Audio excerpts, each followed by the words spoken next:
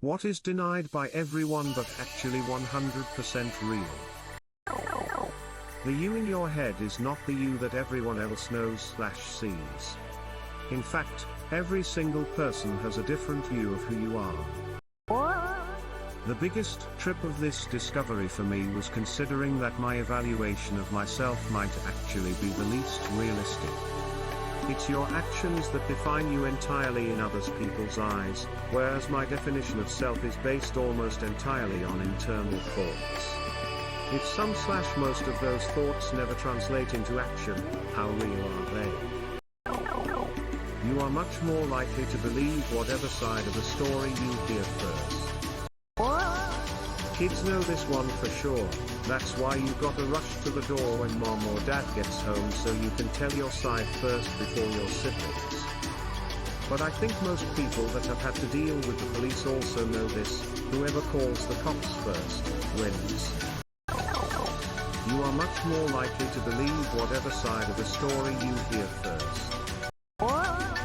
Kids know this one for sure. That's why you've got to rush to the door when mom or dad gets home so you can tell your side first before your siblings. But I think most people that have had to deal with the police also know this: whoever calls the cops first, wins. So, years ago my best friend went on vacation out of the country and I had no way to contact her. While she was gone, I caught her boyfriend going to a club and trying to cheat on my friend with someone that I knew.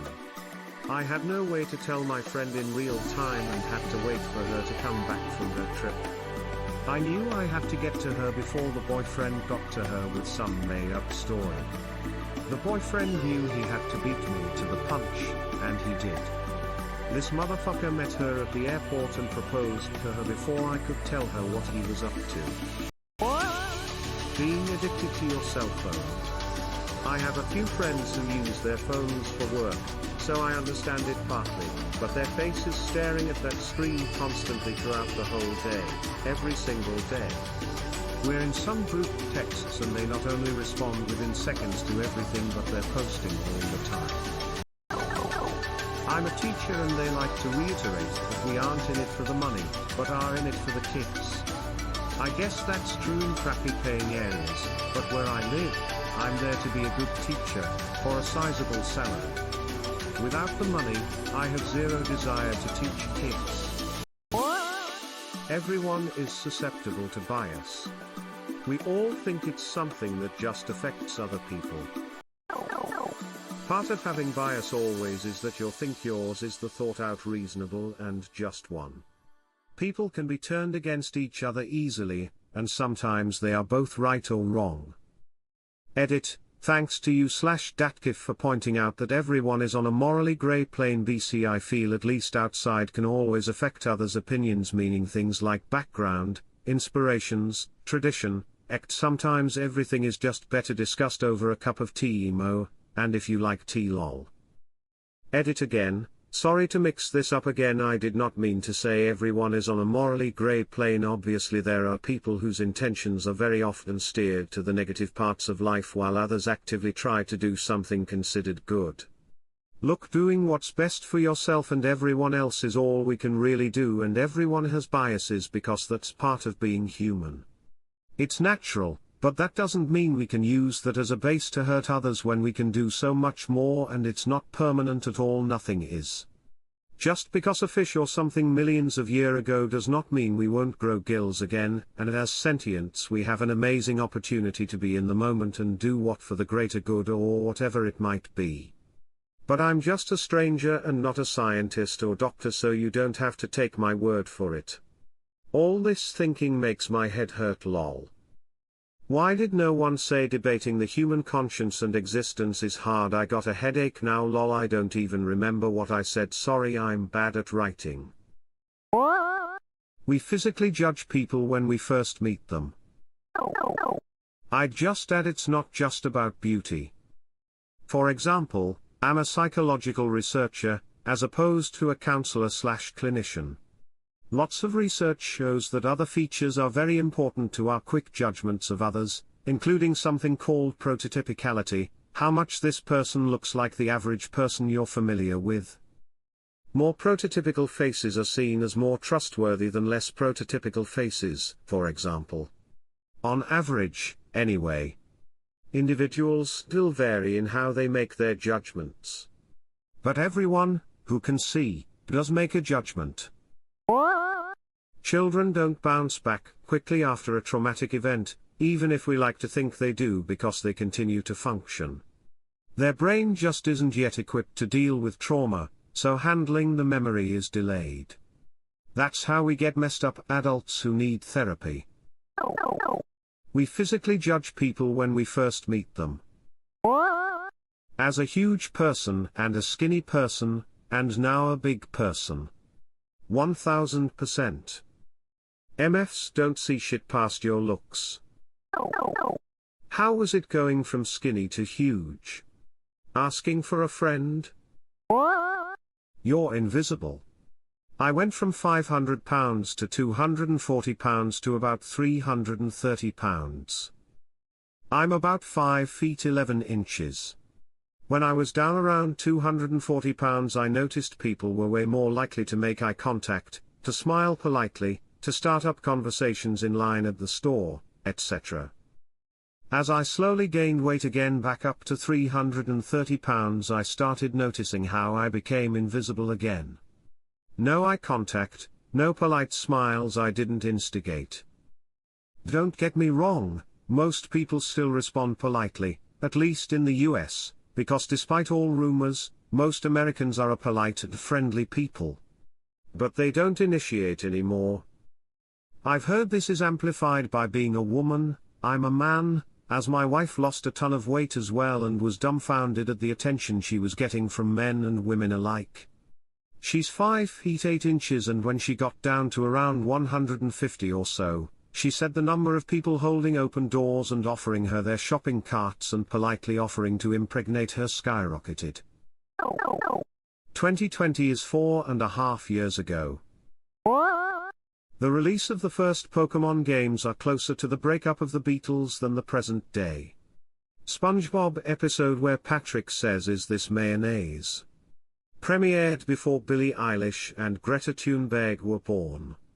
The marriage, and divorce, of Britney Spears and Justin Timberlake are closer to the fall of the Soviet Union than the present day.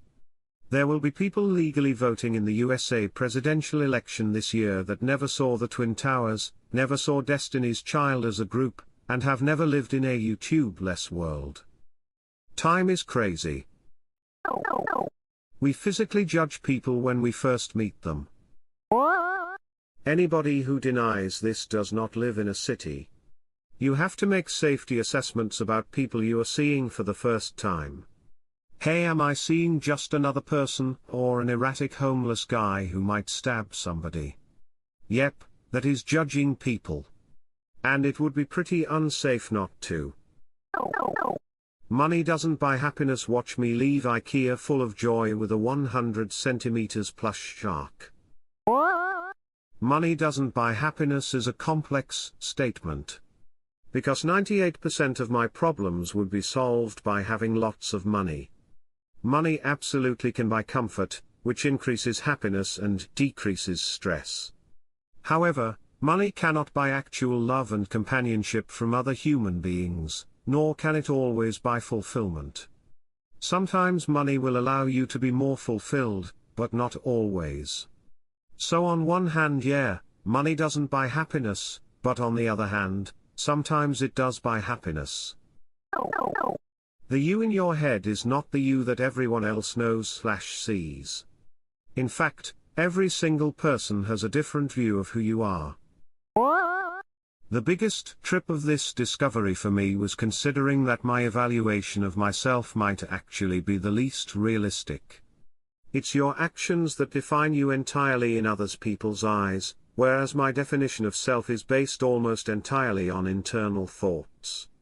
If some/most of those thoughts never translate into action, how real are they? We judge others on their actions and ourselves on our intentions. This is brilliant, true and extremely concise. There's something similar in psychology, it's called the fundamental attribution error. Simple chart summary, https://imager.com/z31n3h4. We give ourselves the benefit of the doubt and make justifications about how it's not our fault when things go wrong, but attribute it to personal factors when things go well. And do the opposite with others. Everyone is susceptible to bias. We all think it's something that just affects other people. Everyone is susceptible to bias. This goes back to the early stages of man. The ability to see something and make an immediate determination was very valuable to staying alive. Now, we need to understand that we have a built-in bias, but still make rational decisions. The you in your head is not the you that everyone else knows/sees. In fact, every single person has a different view of who you are. Another way I like to think this thought is, I'm the only person who doesn't really know what I look like. Or what I seem like, how I come across, how I move, etc. etc. I'm a super recognizer, thanks, autism, so I can recognize a distant acquaintance, for example, just by seeing them walking down the street while I'm driving past. Yet if I were seeing my own self, I wouldn't necessarily know that was me. Whenever I've seen video of myself, I'm like, huh. So that's what I look like. Always slightly surprised. Hey guys, this is the Rogue YouTuber here. I recently had a big change in my life. I had a baby daughter. Here she is. If you could do me a favor and remember to hit the subscribe button and bang the bell, I'm hoping to really create a YouTube channel that really gets people excited and brings people the best, most interesting content collated from across the internet. I'm saving up to save my little girl to Carnegie Mellon Computer Science Department. So please remember to like and subscribe. See you next time.